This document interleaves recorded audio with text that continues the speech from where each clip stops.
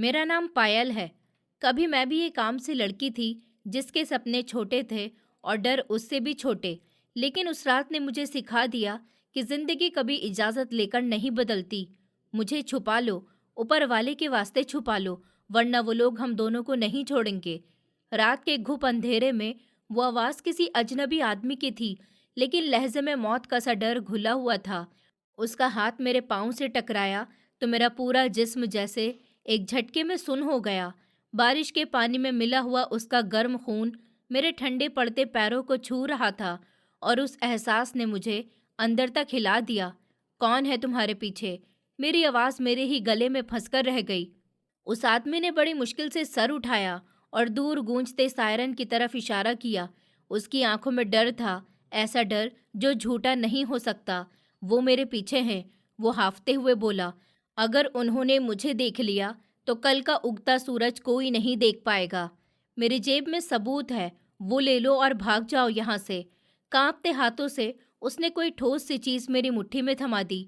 मैं समझ ही नहीं पाई कि ये आखिर क्या था और ये कौन लोग थे। पुलिस का सायरन तो मदद के लिए होता है, फिर ये आदमी पुलिस से इतना क्यों डर रहा था?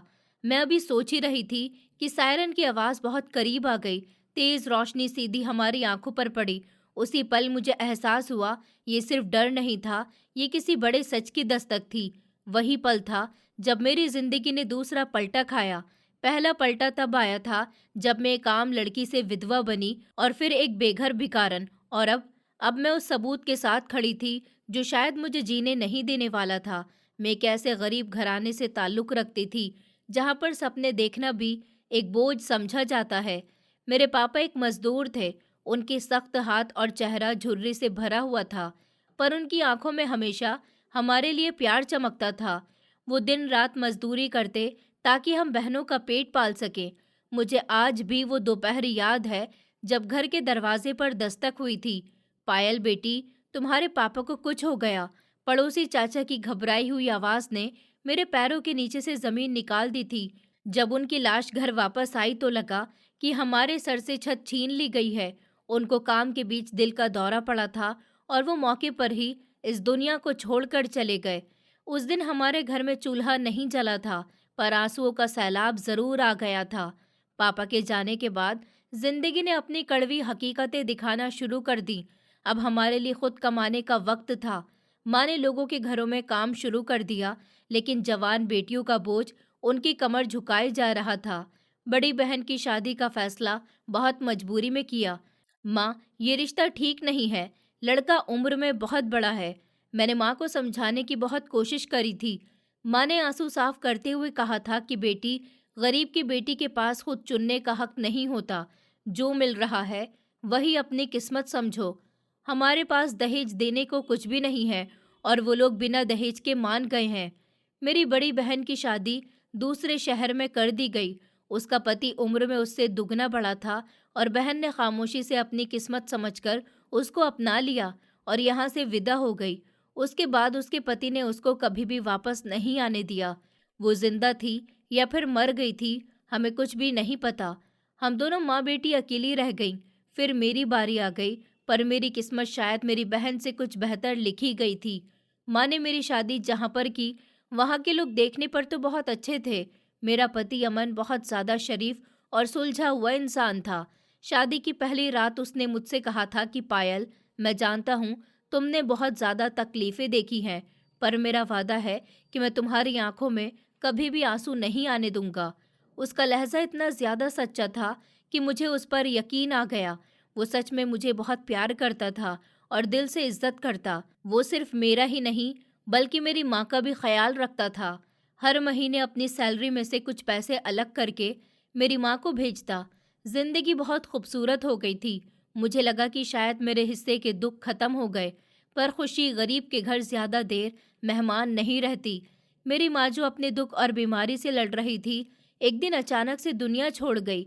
उनकी मौत का सदमा मेरे लिए बहुत बड़ा था। अभी मैं इस दुख से संभली भी नहीं थी कि जीजा ने मेरे पापा का घर बेच दिया। वो अचानक आए और विरासत का हक जताकर सब कुछ उड़ा कर ले गए। तुम्हें फिक्र करने की ज़रूरत नहीं है, मेरा घर तुम्हारा ही तो है। अमन ने मुझे तसल्ली दी थी। मुझे सच में उसके जाने का ज़्यादा दुख नहीं था, क्योंकि मैं अपने पति के साथ बहुत अच्छी ज़िंदगी गुजार रही थी। अमन मेरी हर ज़रूरत और हर ख्वाहिश का ख्याल रखते, इसलिए मुझे अनाथ और बेघर होने का ज़्यादा एहसास नहीं हुआ। ज़िंदगी सुकून भरे अंदाज में चल रही थी।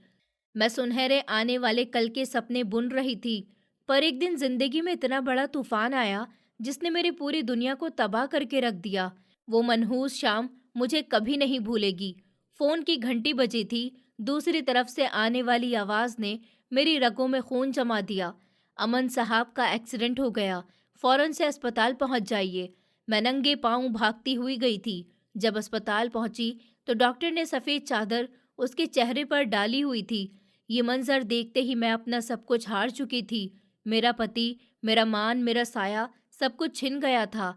मैंने चीख चीख कर उसको पुकारा, पर वो खामोश था। अमन के अंतिम संस्कार के बाद मैंने अपनी बड़ी बहन को फोन किया। मैं चाहती थी कि कोई अपना मेरे गले लगकर मुझे दिलासा दे, पर उसने फोन नहीं उठाया। शायद उसकी अपनी जिंदगी की परेशानियां उसको इजाजत नहीं दे रही थी। अमन के मरते ही मेरी सास का भी व्यवहार मुझसे बदल गया।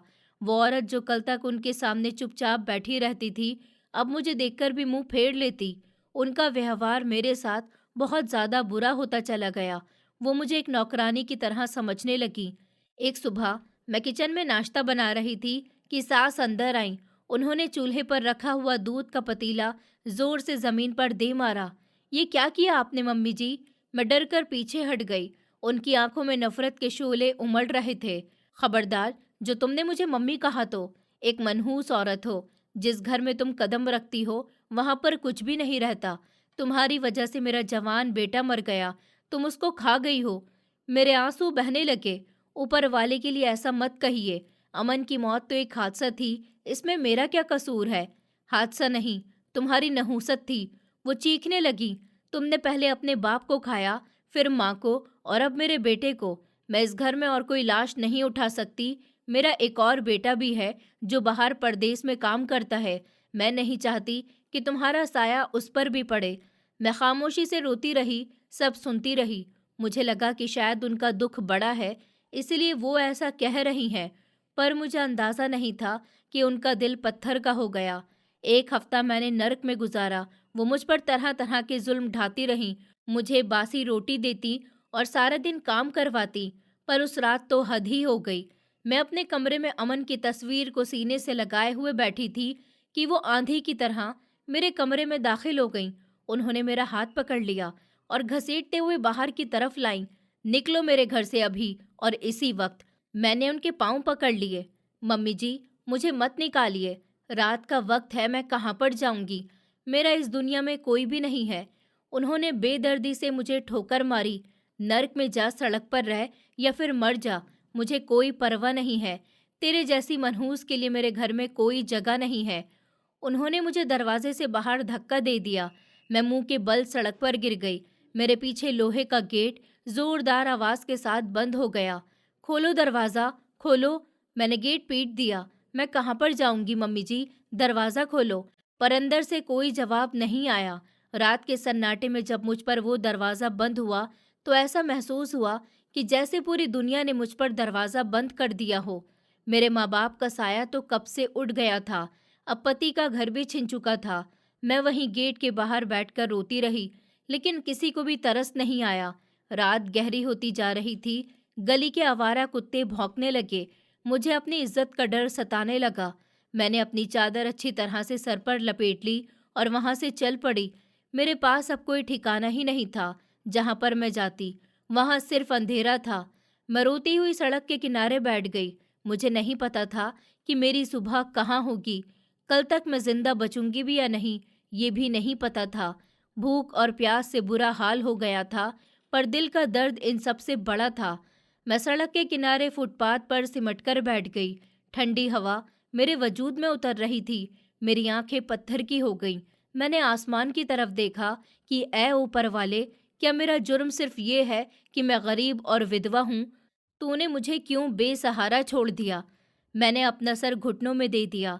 अभी मुझे बैठे हुए कुछ ही देर हुई थी कि अचानक से रात की खामोशी में पुलिस के सायरन बजने की आवाज़ आने लगी। मैं चौंक गई पुलिस के सायरन को सुनकर। एक अनजाना सा डर दिल में बैठ गया। क्या वो मुझे पकड़ने के लिए आ रहे हैं? क्या किसी शरीफ औरत का रात को सड़क पर बैठना भी जुर्म है? मुझे खुद भी बहुत ज्यादा डर लग रहा था। चारों तरफ से खामोशी में सिर्फ कुत्तों के भौंकने की आवाज आ रही थी या फिर वो सायरन की आवाज करीब आती ही जा रही थी। मेरे दिल की धड़कनें तेज हो गईं और अचानक से मुझे अंधेरे में कदमों की आवाज सुनाई दी। कोई बहुत तेजी से भागता हुआ मेरी तरफ आ रहा था। उसकी सांस फूली हुई थी। मैं डर की वजह से अपना सर छुपाकर बैठ गई कि शायद वो मुझे देखे बिना गुजर जाए, लेकिन वो इंसान मेरे बिल्कुल करीब आकर रुक गया। ऊपर वाले के वास्ते मेरी मदद कर दो। ये वही आवाज थी जिसने इस कहानी की शुरुआत करी थी। मैंने सर उठाकर देखा। स्ट्रीट लाइट की हल्की रोशनी में उस आदमी का चेहरा दिखा। उसकी सफेद कमीज खून से भीगी हुई थी। वो पेट पर हाथ रखे हुए था जहां से खून बह रहा था। मैं घबरा गई। एक पल के लिए सोचा कि चीख मारूं और भाग जाऊं, लेकिन उसकी आंखों में मिन्नत थी, बेबसी थी। पुलिस, वो पीछे है। वो लड़खड़ाने लगा।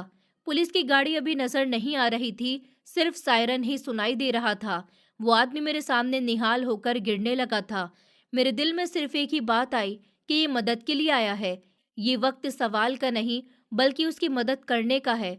मेरी माँ ने मुझे शुरू से ही सिखाया था कि अगर तुम एक बार किसी की मदद करो तो न जाने कितनी मुश्किल तुमसे दूर होंगी। और आज मैं खुद भी मुश्किल में थी। शायद उसकी मदद करने से ऊपर वाला मेरी मुश्किलों को आसान कर दे। मैंने पीछे मुड़कर देखा तो पुलिस के सायरन की आवाज करीब आती जा रही थी। लाइट्स की चमक अब दीवारों पर पड़ रही थी। अगर उन्होंने मुझे देख लिया तो मार देंगे। उसने दोबारा से वही खौफनाक बात दोहराई। उस वक्त मुझे कुछ भी नहीं सूझा। मैंने अपने ऊपर ओढ़ी हुई बड़ी सी चादर को, इसको ओढ़ लीजिए और मेरे पीछे छुप जाइए, मैंने कांपती हुई आवाज में कहा। उसने जल्दी से वो चादर ओढ़ ली और खुद को ढक लिया। अंधेरे और इस बड़ी सी चादर ने उसके खून से लथपथ कपड़ों को छुपा दिया। अभी वो कुछ दूरी पर ही गया था और मैं उसके साथ चल रही थी कि पुलिस की गाड़ी तेजी से हमारे पास से गुजरी। मेरा दिल हलक में आ गया। मैंने अपनी सांस रोक ली। गाड़ी की रफ्तार हल्की हुई। एक सिपाही ने खिड़की से सर निकाल कर हमें देखा। मैंने खुद को नॉर्मल दिखाने की कोशिश करी कि जैसे मैं और वो कोई रिश्तेदार हैं जो रात को कहीं जा रहे हैं। सिपाही की नज़र हम पर पड़ी, फिर उसने कुछ सोचकर ड्राइवर को इशारा किया और गाड़ी आगे बढ़ा दी। सायरन की आवाज़ दूर होने लगी। शायद पुलिस की गाड़ी किसी और तरफ चली गई थी या शायद वो किसी और को ढूंढ रहे थे। शुक्र है, वो आदमी बड़बड़ाया, पर खतरा अभी टला नहीं था। वो आदमी कुछ कदम आगे जाकर लड़खड़ा गया। उसका वजन मेरे कंधे पर आ गया। मुझे हॉस्पिटल, उसने बड़ी मुश्किल से बस इतना कहा और जमीन पर गिर गया। जब मैंने उसको चादर दी थी तो उसकी आंखों में शुक्रगुजारी झलक रही थी। उस पल मुझे उससे ज्यादा मजबूर कोई भी नहीं लगा। मैंने उसको होश दिलवाने की कोशिश की, लेकिन वो बिल्कुल बेहोश हो गया था। शायद जख्म की टीस सहते हुए वो बेहोश हो गया था, जो उसके बदन पर थे, जैसे किसी ने बहुत बेदर्दी से मारा हो। मैं अकेली जान और ये भारी भरकम जख्मी मर्द सड़क पर पड़ा था। मैंने हौसला नहीं हारा। मैं इधर उधर से गुजरने वाली गाड़ियों को देखने लगी। कोई रुकने को तैयार नहीं था। थोड़ी ही देर के बाद एक रिक्शा वहां से गुजरा। मैं बीच सड़क पर खड़ी हो गई। रिक्शा वाले ने जोर से ब्रेक लगाई। क्या मरने का इरादा है? वो चीखने लगा। भाई, ऊपर वाले के लिए मदद कर दो, उनकी तबीयत बहुत खराब है। मैंने उसे झूठ बोला कि वो मेरे पति हैं, ताकि वो इनकार नहीं कर सके। रिक्शा वाले ने जख्मी आदमी को देखा तो उसका दिल भी पसीज गया। उसने उतरकर मेरी मदद करी। हम दोनों ने मिलकर उस भारी वजूद को रिक्शा में डाला। कौन से हॉस्पिटल पर जाना है? उसने पूछा। जो भी सबसे करीब है, बस जल्दी से ले चलो। मैं हाँफ रही थी। रिक्शा चल पड़ा। हवा के तेज झोंके मेरे चेहरे से टकरा रहे थे। मेरा दुपट्टा सरक गया, पर मुझे होश नहीं था। मेरी नज़र उस बेहोश आदमी के ऊपर थी। उसके माथे पर पसीना था। मेरे पास एक भी पैसा नहीं था। मैं उसको हॉस्पिटल तो लेकर आ गई थी कि शायद हॉस्पिटल में ही कोई तरस खाकर उसका इलाज शुरू करवा दे, या शायद ये आदमी होश में आकर कुछ कर सके। अस्पताल पहुंचकर मैंने शोर मचा दिया। डॉक्टर, कोई है? ये मर रहा है। तभी वार्ड बॉयज स्ट्रेचर लेकर आए। उन्होंने उस आदमी को स्ट्रेचर के ऊपर डाला और इमरजेंसी की तरफ भागे। आप यहीं पर रुकिए, काउंटर पर एंट्री करवाइए। मेरे हाथ पांव ठंडे पड़ गए थे। एंट्री? नाम, पता, पैसे? मुझे तो उस आदमी का नाम तक नहीं पता था। वो मेरे पति हैं। मैं अभी आता हूँ, मैंने फिर से झूठ बोला और एक कोने में छिप गई। डॉक्टर ने उसका इलाज करना शुरू किया। मैं हॉस्पिटल के कॉरिडोर में खामोशी से बैठी हुई थी। वही चादर मेरे हाथ में थी जो अब उसके खून से रंग गई थी। मेरे अपने कपड़ों पर भी खून के धब्बे थे। लोग मुझे अजीब अजीब नजरों से देख रहे थे, पर मैं बेजान जिस्म के साथ बैठी हुई थी। मैं सोच रही थी कि मैं कैसी मुसीबत में फंस गई हूँ। मुझे तो अपनी जान बचानी थी और मैं एक अजनबी की जान बचाने निकल पड़ी। क्या वो आदमी कोई मुजरिम था? पुलिस उसके पीछे क्यों थी? और वो पुलिस को देखकर इतना क्यों डर गया था? वो कौन सा सबूत था जिसकी वो बात कर रहा था? मैंने अपनी मुट्ठी खोली। मेरे हाथ में एक छोटी सी यूएसबी थी जो उसने मुझे दी थी। इस यूएसबी पर भी खून लगा हुआ था और वो पुलिस। मुझे कुछ तो बहुत गलत लग रहा था। कॉरिडोर की घड़ी टिक टिक कर रही थी। हर सेकंड मेरे दिल पर हथौड़े की तरह लग रहा था। मुझे नहीं पता था कि वो आदमी बचेगा या फिर नहीं, और अगर वो बच गया तो क्या वो मुझे पहचानेगा? अभी मैं इन सोचों में ही खोई हुई थी कि इमरजेंसी वार्ड का दरवाज़ा खुला। डॉक्टर तेज़ी से बाहर निकला। उसके चेहरे पर हवाइयाँ उड़ी हुई थी। सिक्योरिटी को बुलाओ, फौरन से, डॉक्टर ने नर्स को कहा। मेरा दिल धक से रह गया। पुलिस भी आ गई। क्या वो मुझे पकड़ लेंगे? मैं दीवार के साथ लग गई। मैं वहां से भागना चाहती थी, पर मेरे पांव भारी हो गए थे। क्या हुआ? क्या मामला है डॉक्टर साहब? अस्पताल के चौकीदार ने भागते हुए आकर पूछा। चौकीदार के लहजे में घबराहट थी और हाथ में मौजूद डंडा कांप रहा था। पर उसकी हालत बहुत ज़्यादा नाजुक है। ये कोई आम केस नहीं लगता। गोली दिल के बहुत करीब लगी हुई है। पुलिस को खबर कर दी है, पर जब तक पुलिस नहीं आती जिम्मेदारी हमारी है, डॉक्टर ने तेज लहजे में जवाब दिया। डॉक्टर ने अपने माथे से पसीना साफ किया और दोबारा से इमरजेंसी वार्ड के अंदर चला गया। मैंने गहरी सांस ली। शुक्र है वो मुझे पकड़ने के लिए नहीं कह रहे थे, पर डॉक्टर के शब्द मेरे कानों में गूंज रहे थे कि गोली दिल के करीब लगी थी। क्या वो बच भी पाएगा या नहीं? और अगर वो मर गया तो इस यूएसबी का क्या होगा जो मेरी मुट्ठी में दबी हुई थी? अरे आप यहाँ पर क्यों खड़ी हुई हैं? अचानक से मेरे कंधे पर किसी ने हाथ रखा। मैं अचानक की वजह से उछल पड़ी और पलटकर देखा। सामने एक नर्स खड़ी हुई थी जिसके हाथ में रजिस्टर था। मेरे पति। मेरी जुबान लड़खड़ा गई। डर ने मेरे गले को सुखाकर रख दिया और झूठ बोलना अब मुश्किल लग रहा था। नर्स ने मुझे सर से पांव तक देखा। मेरी चादर और कमीज पर जगह जगह खून के धब्बे लगे हुए थे। उसके नजरों में शक उभरने लगा। आपके पति हैं वो? तो आपकी ये हालत कैसी हुई? क्या आप भी जख्मी हैं? नर्स ने शक भरी नजरों में सवाल किया। उसकी आंखों में हमदर्दी से ज्यादा सवाल करने की गहराई थी जो मुझे डरा रही थी। नहीं, मैं ठीक हूँ। वो जब गिरे तो मैंने उनको सहारा दिया था, इसलिए खून लग गया है। मैंने जल्दी से सफाई दी। मैंने अपने कांपते हुए हाथों को चादर के नीचे छुपा लिया ताकि वो मेरी मुट्ठी में दबी हुई यूएसबी को नहीं देख लें। ठीक है, यहाँ पर साइन कर दीजिए और काउंटर पर जाकर पहचान कार्ड जमा करवाइए। पुलिस आने वाली है, वो आपका बयान लेगी। नर्स ने रजिस्टर मेरी तरफ बढ़ाया। पुलिस? मेरे मुंह से एकदम से निकला। उस जख्मी आदमी के शब्द मेरे दिमाग में हथौड़े की तरह बरसे कि पुलिस उसके पीछे है। उस जख्मी आदमी के शब्द मेरे दिमाग में हथौड़े की तरह बरसे कि पुलिस उसके पीछे रखवालों की तरह नहीं, बल्कि दुश्मन के रूप में है। पर हाँ, गोली लगने के केस में पुलिस की कार्रवाई जरूरी होती है। आप घबरा क्यों रही हैं? अगर आप सच्ची हैं तो डरने की कोई बात नहीं है, नर्स ने सपाट लहजे में कहा। वो रजिस्टर पकड़ाकर वहां से चली गई। मैं वहीं पत्थर बनी हुई खड़ी रही। मैं सच्ची तो थी, पर हालात झूठे थे। मैंने इधर उधर देखा। हॉस्पिटल के मेन गेट से नीली बत्ती वाली गाड़ी दाखिल हो रही थी।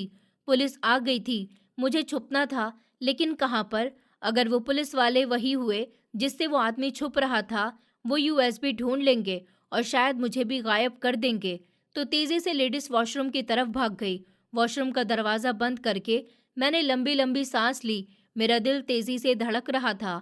मैंने अपनी मुट्ठी खोली और वो छोटी सी यूएसबी मेरी हथेली पर पड़ी थी। ये वो चीज थी जिसके खातिर वो आदमी मौत के मुंह में चला गया। उसको कहाँ छुपाऊं? मैंने खुद से सवाल किया। मेरी नजर अपनी कमीज के अंदर के हिस्से पर पड़ी थी। मैंने जल्दी से उसको अपनी कमीज के अंदर छुपा लिया। ऊपर से दुपट्टा कसकर बांध लिया। अब बाहर से देखने पर कुछ भी नजर नहीं आ रहा था। मैंने ठंडे पानी के छींटे मुंह के ऊपर मारे और खुद को सुकून से करने की कोशिश करी।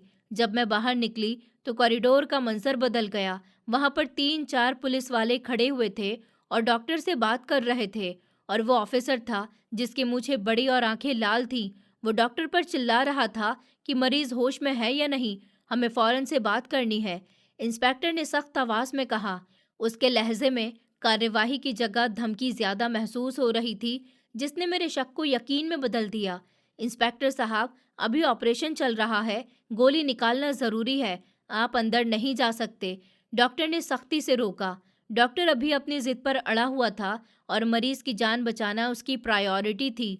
हमें खबर मिली है कि ये कोई मुजरिम है, उसके पास कुछ चोरी का सामान हो सकता है, हम तलाशी लेना चाहते हैं। इंस्पेक्टर ने डॉक्टर को धक्का देने की कोशिश की।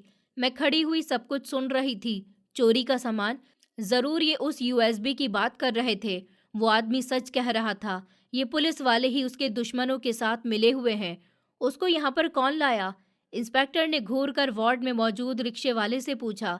उसकी नजरें शिकार की तलाशी में इधर उधर भटक रही थी। वो औरत लाई थी, वो वहीं पर खड़ी हुई है। रिक्शा वाले ने मेरी तरफ इशारा कर दिया। मैंने देखा कि रिक्शा वाला अभी तक अपने पैसों के इंतजार में वहीं पर खड़ा हुआ था। मेरी बदकिस्मती थी कि वो गया नहीं। इंस्पेक्टर के खूनी नजरें मुझ पर जम गईं। और इधर आओ। उसने उंगली के इशारे से मुझे बुलाया। मेरे पांव जमीन में जम गए। मैं अभी भाग भी नहीं सकती थी। वहां से निकलने का रास्ता उनके पास से होकर गुजरता था। मैं डरते डरते उनके पास गई। जी साहब, मेरी आवाज़ मुश्किल से निकली। मैंने नजरें झुका ली क्योंकि उनकी आंखों में डर था जो मुझे अंदर तक डरा देता था। तुम लाई हो इसको? कौन है ये और तुम्हारा क्या लगता है? इंस्पेक्टर ने मेरे पास आकर पूछा। उसके मुंह से बहुत तेज बदबू आ रही थी जिससे मुझे घिन आने लगी। जी, ये मेरे पति हैं। हम गांव से आ रहे थे कि रास्ते में डाकू ने हमला कर दिया। मैंने वही झूठ दोहराया जो मैंने रिक्शा वाले को भी बताया था। मुझे लगा कि शायद मेरा ये झूठ मुझे बचा लेगा, पर इंस्पेक्टर के चेहरे पर शातिराना मुस्कुराहट आ गई। पति है तो नाम क्या है उसका? उसने अचानक से सवाल पर सवाल किया। मेरा दिमाग सुन्न हो गया। मैंने तो नाम उससे पूछा ही नहीं था। उस आदमी ने मुझे नाम बताया ही कब था? मैं खामोश हो गई। मेरी खामोशी मेरा जुर्म साबित करने के लिए काफी थी। बोलो, नाम भूल गई क्या अपने पति का? इंस्पेक्टर की आवाज इतनी ज्यादा तेज थी कि आसपास के मरीज भी डर गए। वो माधव। मेरे मुंह से अचानक से एक नकली नाम निकल गया। मुझे नहीं पता था ये नाम मेरे दिमाग में कहाँ से आया, बस जान बचाने के लिए बोल दिया, माधव। इंस्पेक्टर ने शक के अंदाज में दोहराया। उसकी तलाशी लो, लेडी कांस्टेबल को बुलाओ, मुझे शक है कि वो चीज़ इस औरत के पास है। मेरे पैरों के नीचे से जमीन निकल गई। अगर तलाशी हुई तो वो यूएसबी पकड़ी जाएगी और अगर वो पकड़ी गई तो वो आदमी भी मर जाएगा और मैं भी। मैं बोली, मेरे पास कुछ भी नहीं है, आप मुझे क्यों तंग कर रहे हैं? मैं रोने लगी। मैंने अपने आंसुओं को हथियार बनाने की कोशिश करी ताकि शायद उनके दिल में रहम आ जाए। ड्रामा बंद करो, ये हॉस्पिटल है, कोई थिएटर नहीं। इंस्पेक्टर ने मेरा बाजू पकड़ने के लिए हाथ बढ़ाया। मैं पीछे हट गई। खबरदार जो मुझे हाथ भी लगाया, मैं शोर मचा दूंगी। मेरी आंखों में अब डर की जगह गुस्सा आ गया था। इज्जत पर हाथ डालता हुआ देखकर हर औरत शेरनी बन जाती है। अभी ये तमाशा जारी था कि अचानक से हॉस्पिटल के दरवाजे से कुछ सूट बूट पहने हुए आदमी तेजी से अंदर दाखिल हुआ। उनके कानों में वायरलेस सेट लगे हुए थे और वो बहुत ही प्रोफेशनल लग रहा था। हट जाइए, पीछे हट जाइए। तब उनमें से एक ने तेज आवाज में कहा। उस आदमी की पर्सनालिटी में ऐसा रौब था कि पुलिस वाले भी एक पल के लिए सहम गए। कौन हो तुम लोग? यहाँ पर पुलिस की कार्यवाही चल रही है, इंस्पेक्टर ने संभलते हुए कहा। पर उसके लहजे में पहले जैसी सख्ती नहीं थी, बल्कि एक तरह की घबराहट झलक रही थी। नए आने वाले आदमी ने जेब से कार्ड निकालकर इंस्पेक्टर को दिखाया। हम स्पेशल ब्रांच से हैं, ये केस अब हम हैंडल करेंगे, आप लोग जा सकते हैं, उस आदमी ने हुक्म दिया। इंस्पेक्टर का रंग फीका हो गया। उसने एक नज़र मुझे देखा और फिर बंद वार्ड के दरवाजे को, जैसे वो अपना शिकार छिन जाने पर तिलमिला रहा हो। पर यह हमारा इलाका है, एफआईआर हम काटेंगे। इंस्पेक्टर ने कमजोर सी कोशिश करी। कि आपको सुनाई नहीं दिया? स्पेशल ब्रांच वाले आदमी ने सख्त नजरों से उसको घूरा। आपके थाने में कॉल कर दी गई है, अभी यहाँ से निकल जाइए वरना वर्दी उतरते हुए देर नहीं लगेगी। इंस्पेक्टर ने अपने साथियों को इशारा किया और बड़बड़ाता हुआ वहां से चला गया। मुझे कुछ समझ नहीं आ रही थी कि ये क्या हो रहा है। एक मुसीबत टली थी तो दूसरी आ गई थी। क्या ये नए लोग भी दुश्मन हैं या ये सच में मददगार हैं?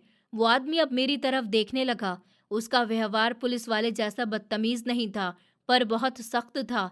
मैडम, आपने उस आदमी को यहाँ पर लाकर बहुत बड़ी भलाई करी है, लेकिन अब आपके लिए यहाँ पर रुकना खतरे से खाली नहीं है, उसने डरावने लहजे में कहा। उसकी बातों से लग रहा था कि जैसे वो जानता है कि जख्मी आदमी कौन है और उसको किसी से खतरा है, पर मैं उनको ऐसे छोड़कर नहीं जा सकती थी। मेरे पास उनकी एक चीज़ है। मैंने डरते हुए कहा। मैं जानना चाहती थी कि ये लोग कौन हैं और क्या मैं उन पर भरोसा करके यूएसबी उनके हवाले कर दूं। उस आदमी की आंखों में चमक आ गई। कैसी चीज़? उसने फौरन से इधर उधर देखा और मेरे पास हो गया। उन्होंने आपको कोई चिप या डिवाइस दी है? उसने हल्की आवाज़ में कहा। मैं फिर से हिचकिचाई। अगर ये भी दुश्मन हुए तो आप कौन हैं? मैं कैसे यकीन करूं? मैंने साफ पूछा। वो बोले, मेरा नाम कर्नल अंकित है, मैं उनका पर्सनल सिक्योरिटी ऑफिसर हूँ। वो पुलिस वाले जो अभी गए, अगर आप वो चीज़ उसको दे देती तो अब तक सब मर चुके होते। उसने अपना पहचान कार्ड भी मुझे दिखाया। कार्ड पर उसकी तस्वीर और सरकारी मोहर भी लगी हुई थी। मुझे थोड़ा सा हौसला हुआ। और वो चीज़ मेरे पास ठीक से है, लेकिन मैं अभी आपको नहीं दूंगी जब तक वो इंसान होश में नहीं आ जाते और खुद मुझसे नहीं कह देते। मैंने फैसले भरे अंदाज में कहा। मैं रिस्क नहीं लेना चाहती थी। क्या पता कार्ड भी जाली हो। कर्नल अंकित मुझे हैरत से देखने लगा और फिर हल्का सा मुस्कुराया। बहुत ज़्यादा बहादुर औरत हैं आप। ठीक है, आप वो चीज़ अपने पास रखिए, पर अब आप यहाँ पर कॉरिडोर में नहीं रह सकती। आपकी जान को खतरा है। दुश्मन हॉस्पिटल के बाहर भी हो सकते हैं। उसने एक गार्ड को इशारा किया कि इनको प्राइवेट रूम में लेकर जाओ और दरवाजे पर पहरा लगाओ, कोई अंदर नहीं आए। मुझे एक प्राइवेट कमरे में ले जाया गया। कमरा बहुत आरामदेह था, पर मेरी बेचैनी कम नहीं हो रही थी। घंटे गुजरते जा रहे थे। कभी नर्स आकर मेरा हाल चाल पूछती तो कभी खाना दे जाती, पर जख्मी आदमी की कोई खबर नहीं थी। रात के पिछले पहर दरवाज़ा खुला। वही डॉक्टर और कर्नल अंकित अंदर आए। उनके चेहरे संजीदा थे। मुबारक हो, ऑपरेशन सक्सेसफुल हो गया, गोली निकाल दी गई है। डॉक्टर ने खुशखबरी सुनाई तो मेरी जान में जान आई। मैंने ऊपर वाले का शुक्र किया कि मैं उनसे मिल सकती हूँ। मैंने जल्दी से बेताबी से पूछा। अभी नहीं, वो अभी बेहोश है। होश में आने में कुछ वक्त लगेगा, पर सुबह तक उम्मीद है, डॉक्टर ने कहा। कर्नल अंकित आगे बढ़ गए और वो बोले, देखिए, आपने जो किया हम उसका बदला नहीं चुका सकते, पर हालत अभी भी नाजुक है। जब तक वो होश में नहीं आ जाते और अपना बयान नहीं रिकॉर्ड करवाते, हम किसी पर भी भरोसा नहीं कर सकते। आपको भी यहाँ पर रहना होगा, हमारी प्रोटेक्शन में। मैंने सर हिलाया। मेरे पास वैसे भी जाने की जगह नहीं थी। कहाँ सड़क पर या उस अस्पताल के कमरे में, मेरे लिए दोनों बराबर ही थे। कम से कम यहाँ पर छत तो थी। सुबह की रोशनी फिर हल्की सी अंदर आ रही थी। जब मुझे झपकी आई, मैं कुर्सी पर बैठे हुए सो गई थी। अचानक से दरवाज़ा जोर से खुला और एक औरत रोती हुई अंदर दाखिल हो गई। उसके पीछे दो तीन और मर्द भी थे। कहाँ है मेरा भाई? कैसा है? वो चिल्ला रही थी। मैं हड़बड़ा उठी कि ये लोग कौन थे। कर्नल अंकित ने उनको रोका हुआ था। आप हौसला रखिए साहब, खतरे से बाहर हैं। कर्नल उनको तसल्ली दे रहा था। फिर उस औरत ने मुझे देखा। उसकी आंखों में आंसू थे। अमीर घराने की लग रही थी। ये कौन है? उसने मेरी तरफ इशारा किया। ये वो औरत है जिन्होंने साहब की जान बचाई। कर्नल ने मेरी तारीफ करी तो वो औरत तेजी से मेरी तरफ बढ़ी और मुझे गले से लगा लिया। मैं हैरान रह गई। एक अमीर औरत मेले कुचेले कपड़े वाली लड़की को गले लगा रही थी। तुम्हारा बहुत ज्यादा शुक्रिया मेरी बहन, तुमने मेरे घर का चिराग बुझने से बचा लिया। वो रो रही थी। उस पल मुझे अपनी सास याद आ गई, जिन्होंने मुझे मनहूस कहकर घर से निकाला था। और यहाँ पर एक अजनबी औरत मुझे बहन कह रही थी। एक नर्स भागती हुई आई। सर, मरीज को होश आ रहा है, वो कुछ बोल रहे हैं। हम सब आईसीयू की तरफ भागे और मैं उस चीज के साथ बाहर खड़ी हो गई। वो आदमी आंखें खोल रहा था। ऑक्सीजन मास्क उसके मुंह पर था। उसने कमजोरी से हाथ उठाया और शीशे के पास मुझे देखा। उसकी नजरों में पहचान थी। उसने मास्क हटाने की कोशिश करी। डॉक्टर ने उसको रोका, पर उसने कुछ कहने की कोशिश की। मैंने कान शीशे के साथ लगा दिए। वो लड़की, उसकी आवाज़ हल्की थी पर सख्त थी। सबकी नज़रें मुझ पर थीं। मुझे नहीं पता था कि अब मेरी किस्मत क्या फैसला करने वाली है। क्या मुझे इनाम मिलेगा या फिर मैं इसका मोहरा बनकर रह जाऊंगी? आप जल्दी से अंदर आ जाइए। एमपी साहब को होश आ रहा है। मीडिया को अभी खबर नहीं होनी चाहिए, डॉक्टर ने नर्स को हुक्म देते हुए तेज आवाज में कहा। मेरे कानों में जैसे ही ये शब्द गूंज गए तो मुझे लगा किसी ने मेरे सर पर जोरदार धमाका कर दिया हो। एमपी साहब, वो आदमी कोई आम आदमी नहीं बल्कि एमपी थे, जिसको मैंने सड़क किनारे लवारिस समझकर उठाया और रिक्शे में डालकर यहाँ पर लाई थी। मैं हक्का बक्का रह गई। डर की एक लहर मेरे वजूद में दौड़ गई थी। अगर ये एमपी है तो फिर पुलिस इनके पीछे क्यों थी? अगर पुलिस उनके पीछे थी तो इसका मतलब है मैंने कानून के मुजरिम की मदद नहीं की, बल्कि शायद किसी बहुत बड़ी सियासी साजिश का हिस्सा बन गई। मैंने फौरन से अपना मुंह मोड़ा। मैंने सोचा मुझे इस आदमी की मदद करने की ज़रूरत ही नहीं थी। वो तो खुद एक एमपी है, उसके पास ताकत है और पैसा है। मैं गरीब विधवा औरत बड़े लोगों के मामलों में कहाँ पर फंस गई हूँ। मुझे यहाँ से चले जाना चाहिए। इससे पहले कि मुझ पर कोई इल्ज़ाम लगाए, मैंने दबे हुए कदमों से पीछे हटने की कोशिश करी। मैं भी मुड़कर 2 कदम ही चली थी कि मेरे पीछे से एक भारी सी आवाज़ आई। रुक जाइए, आप कहाँ पर जा रही हैं? ये कर्नल अंकित की आवाज़ थी। आवाज़ में सख्ती नहीं थी पर एक हुक्म था। मैं रुक गई। मेरा दिल हलक में आ गया। जी, मैं वो घर जा रही थी। अब तो उनके घर वाले भी आ गए हैं। मेरा यहाँ पर क्या काम? मैंने नज़र झुकाते हुए डरते डरते जवाब दिया कि मेरा झूठ पकड़ा नहीं जाए। उस डर से मेरे हाथ पसीने से भीग रहे थे और वो यूएसबी मेरी कमीज के अंदर छुपी हुई मुझे चुभ रही थी। आप अभी नहीं जा सकती, आपको एमपी साहब ने बुलाया है, वो आपसे मिलना चाहते हैं, कर्नल ने रास्ता रोकते हुए कहा। उनकी बात सुनकर वहां पर मौजूद उस एमपी की बहन भी मेरी तरफ देखने लगी। बहन प्लीज अंदर चलो, विजय तुम्हें याद कर रहा है, वो शायद तुम्हारा शुक्रिया अदा करना चाहता है। उस औरत ने मेरे कंधे पर हाथ रख दिया। उस एहसास में अपनापन था जिसने मुझे इनकार करने की हिम्मत ही नहीं दी। मैं भारी कदमों के साथ उनके पीछे चल पड़ी। वो बिस्तर पर लेटा हुआ था, उसके जिस्म पर जगह जगह पट्टी बंधी हुई थी। वो देर तक मुझे देखता रहा, जैसे अपनी याददाश्त के बिखरे हुए टुकड़ों को जोड़ रहा हो। शायद वो इस बारिश वाली रात और मेरी खराब हाल चादर को याद कर रहा था। कमरे में बिल्कुल खामोशी छाई हुई थी। डॉक्टर और नर्स भी इज्जत से खामोश खड़े हुए थे। आप, उसकी आवाज़ बहुत कमज़ोर थी, जैसे किसी कुएं से आ रही हो। मैंने डरते डरते कदम आगे बढ़ाया। जी साहब, उसने मुझे देखा और फिर बहुत मुश्किल से अपने होठों को हरकत दी। आपने इंसान होने का फ़र्ज़ निभाया। ये कहते हुए उसके होठों पर कमज़ोर सी मुस्कुराहट उभर गई। वो मुस्कुराहट इतनी मासूम थी कि मेरा सारा डर एक पल के लिए ख़त्म हो गया। मुझे लगा कि सामने कोई एमपी नहीं बल्कि वही मजबूर इंसान लेटा हुआ है जिसको मेरी मदद की ज़रूरत थी। अरे साहब, मैंने बस वही किया जो उस वक्त कोई भी होता तो करता, मैंने उससे कहा। मेरे शब्द सुनकर उसकी बहन की आंखों में भी आंसू आ गए। उसने आगे बढ़कर अपने भाई का माथा चूम लिया। विजय, तुम ठीक तो हो ना? हम सब कितना डर गए थे। उसकी बहन की आवाज़ रोनेहार हुई थी। विजय ने अपनी बहन का हाथ पकड़ लिया, पर उसकी नज़रें मुझ पर जमी हुई थी। उसने आंखों से इशारा किया। मुझे याद आया कि मेरे पास उसकी कोई चीज़ है। कर्नल साहब, मैंने कर्नल अंकित की तरफ देखा। सब बाहर जाइए, मुझे साहब को कुछ देना है। कर्नल चौंक गए। डॉक्टर ने एतराज़ करना चाहा, पर विजय ने हाथ उठाकर सबको खामोश करवा दिया। सब बाहर जाइए, सिर्फ अंकित रुकेगा। विजय ने हुक्म दिया। कमरा खाली हो गया। मैंने कांपते हुए हाथों से अपनी कमीज के अंदर छुपी हुई वो यूएसबी निकाली। खून के धब्बे उसके ऊपर अभी भी लगे हुए थे। मैंने वो छोटी सी चीज़ विजय के हाथ पर रख दी। आपने मुझे दी थी ना, उस वक्त जब आप सड़क पर गिर गए थे। आपने कहा था कि ये आपकी जिंदगी है। मैंने धीरे से कहा। विजय ने वो मुट्ठी में दबा ली। उसके चेहरे पर सुकून आ गया। तुमने मेरी सिर्फ जान नहीं बचाई, बल्कि मेरी इज्जत और मेरा मिशन भी बचा लिया। ये सबूत अगर उन लोगों के हाथ में लग जाता तो बहुत ज़्यादा नुकसान हो जाता। उसने गहरी सांस लेते हुए कहा। मैं खामोश रही। मुझे पॉलिटिक्स की कुछ समझ नहीं थी, पर इतना समझ आ गया था कि आदमी कोई गलत आदमी नहीं है। विजय ने कर्नल को कहा, इस लड़की को घर लेकर जाओ, इसका पूरा ख्याल रखना, इसको किसी चीज़ की कमी नहीं होनी चाहिए। जी सर, गाड़ी तैयार है, कर्नल ने जवाब दिया। मैं घबरा गई कि नहीं साहब, मैं अपने घर पर चली जाऊंगी, आपका बहुत शुक्रिया। विजय ने सर हिलाया कि नहीं बहन, तुम अभी घर नहीं जा सकती। जिस दुश्मन से मैं बचकर निकला हूँ वो अभी भी बाहर है। उन्होंने तुम्हें मेरे साथ देखा था।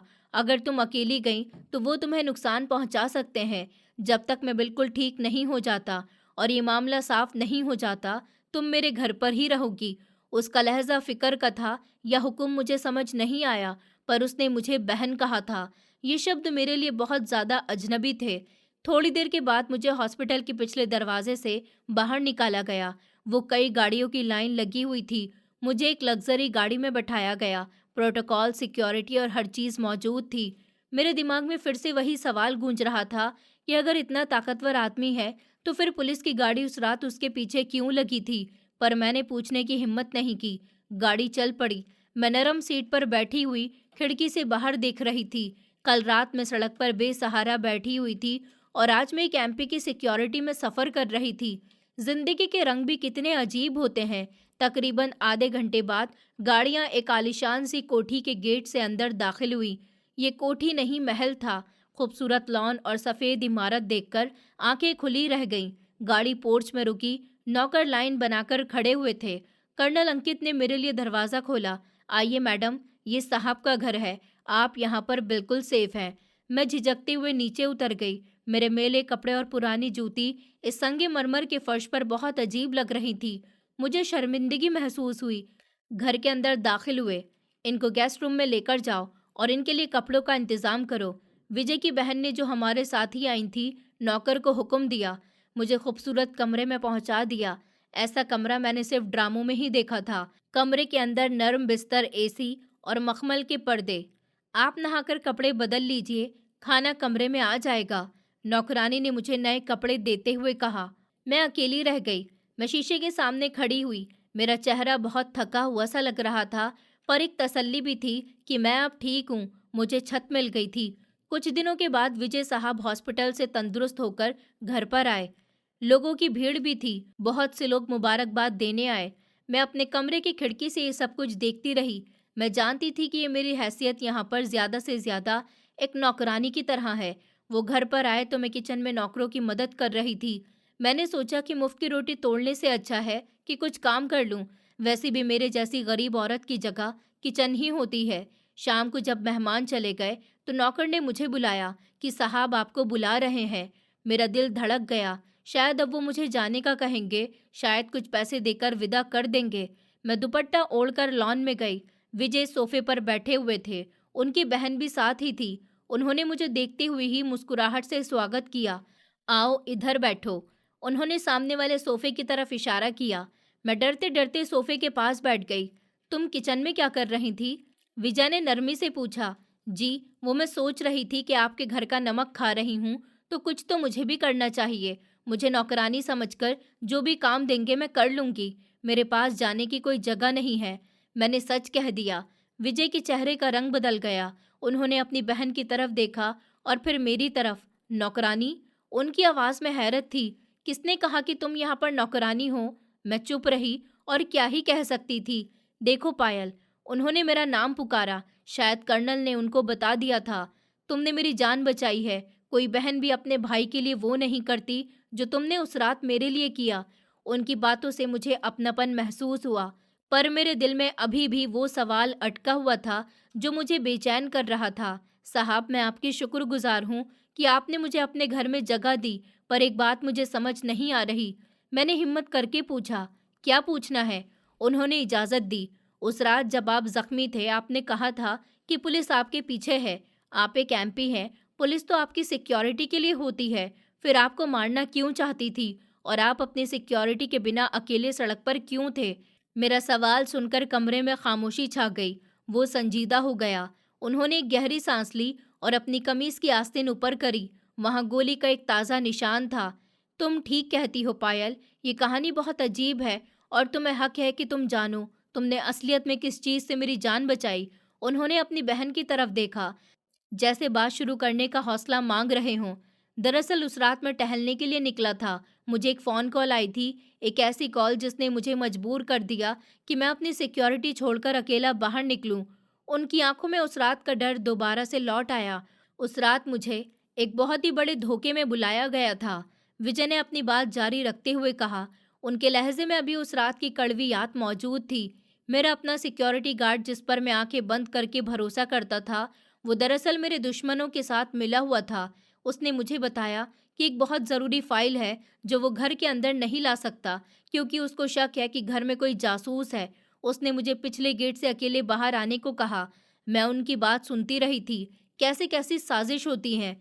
मैंने ये सिर्फ सुना ही था, आज देख भी रही थी। विजय ने जरा सांस लिया और बोले कि मैं जैसे ही टहलने के लिए बाहर निकला और उस जगह पर पहुंचा तो वहां कोई फाइल नहीं थी, बल्कि मौत मेरा इंतजार कर रही थी। घात लगाए हुए हमलावरों ने मेरे ऊपर फायरिंग कर दी। पहली ही गोली मुझे लग गई, पर मैंने खुशकिस्मती से अंधेरे का फायदा उठाकर करीब की गली में कूद गया। वो पुलिस वाले आपके पीछे थे और वो सायरन किसके थे? विजय के चेहरे पर एक अजीब सा असर आ गया। वो अपनी बेबसी पर मुस्कुराते हुए बोले, पायल, वो पुलिस मेरे पीछे नहीं थी। दरअसल फायरिंग की आवाज सुनकर राउंड लगाने वाली पुलिस की गाड़ी हमलावरों के पीछे लगी हुई थी।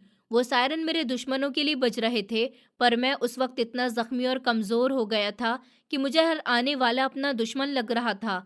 खून ज्यादा बह जाने की वजह से मेरा होशो हवास भी ठिकाने पर नहीं था।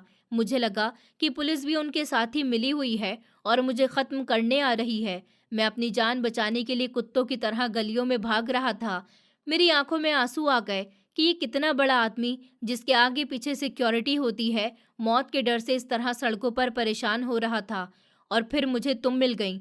उन्होंने मेरी तरफ देखा। जब मैं गिर गया तो मैंने अपनी उम्मीद छोड़ दी थी, पर तुमने अपना सब्र और अपनी वो चादर मेरे ऊपर डाल दी।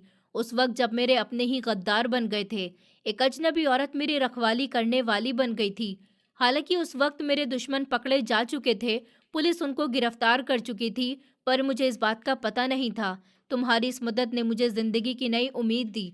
कमरे में बिल्कुल खामोशी छा गई। उनकी बहन की आंखों से भी आंसू बह रहे थे। साहब, आप बच गए, ये ऊपर वाले का एहसान है। मैंने दुपट्टे के पल्लू से अपनी आंखें साफ करी। अब मुझे इजाजत दीजिए, मैं किचन में जाकर बर्तन धो लूं। रात के खाने का वक्त हो रहा है। मैं उठने ही लगी कि मुझे अपनी औकात याद थी। मैं गरीब विधवा औरत थी और ये बातें, ये राज मेरे लिए नहीं थे। बैठ जाओ। विजय की आवाज में अचानक से सख्ती आ गई। इस पर दोबारा से मैं बैठ गई। क्या मुझसे कोई गलती हो गई थी? विजय अपनी जगह से उठकर चलते हुए मेरे पास आए। उन्होंने अपना हाथ मेरे सर पर रख दिया। वो हाथ बहुत भारी और प्यार से भरा हुआ था। आज के बाद तुम घर में बर्तन नहीं धोगी। तुमने मुझे अभी साहब कहा, पर मैं तुम्हें अपनी बहन मान चुका हूँ। उनकी आवाज रोनिहार हो गई थी। पायल, बहनें घरों पर राज करती हैं, नौकरानी बनकर नहीं रहती। इस घर पर तुम्हारा इतना ही हक है जितना मेरी इस सगी बहन का है। तुम यहाँ पर मेहमान नहीं हो और ना ही नौकर हो, तुम इस घर की इज्जत हो। मैं हक्का बक्का रह गई। मुझे यकीन नहीं आ रहा था कि मेरे कान क्या सुन रहे हैं। जिसे सास ने मनहूस कहकर घर से निकाला था, आज वो उस शहर के सबसे बड़े आदमी मुझे अपने सर का ताज बना रहा था। पर साहब, मैं गरीब। मेरी हिचकियां बंद गईं। खबरदार जो आगे से खुद को गरीब कहा। उन्होंने प्यार से मुझे टोक दिया। जिसके पास तुम जैसा दिल हो वो गरीब नहीं होता पायल। उस रात ने मेरी जिंदगी का मकसद बदल दिया। वापस अपनी जगह जाकर बैठ गई और बहुत ही संजीदा लहजे में बोले, मैं हमेशा समझता था कि मैं संसद का एक मेंबर हूँ।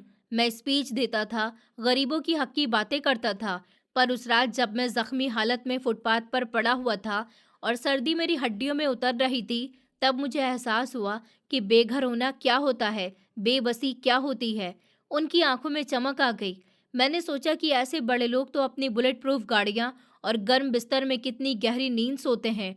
उनको खबर ही नहीं होती कि बाहर फुटपाथ पर कोई गरीब विधवा या कोई अनाथ किस तरह से ठिठर रहा है।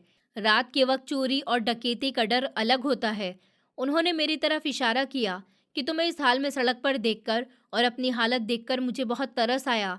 मैंने फैसला किया कि अब मैं सुकून की नींद नहीं सोऊंगा। अब आप क्या करेंगे? उनकी बहन ने हैरत से पूछा।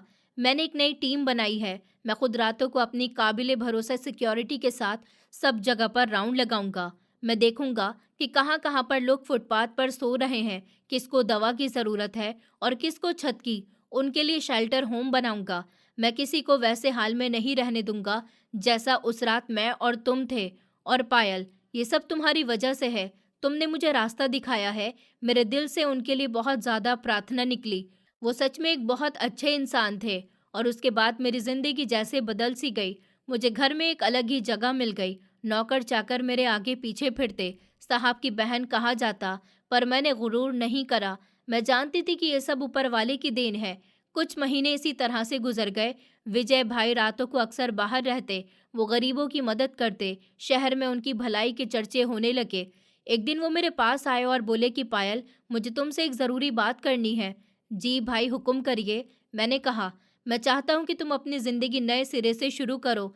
बीते हुए वक्त के दुखों को भुलाकर एक नई दुनिया को बसाओ। वो रुक रुक कर बोल रहे थे। मेरा एक बहुत ही करीबी दोस्त है, वो सरकारी ऑफिसर है। उसकी पत्नी की डेथ हो गई है और उसको एक भली और वफादार जीवन साथी की तलाश है। मैंने उसको तुम्हारे बारे में बताया। वो तुम्हारी बहादुरी और शराफत से बहुत प्रभावित है। क्या तुम उसको अपनाओगी? मैं शर्मा गई। मुझे उम्मीद नहीं थी कि कोई मुझे दोबारा से अपनाने को तैयार होगा। एक विधवा के लिए हमारी सोसाइटी में जगह बनाना कितना ज़्यादा मुश्किल होता है, ये मैं जानती थी।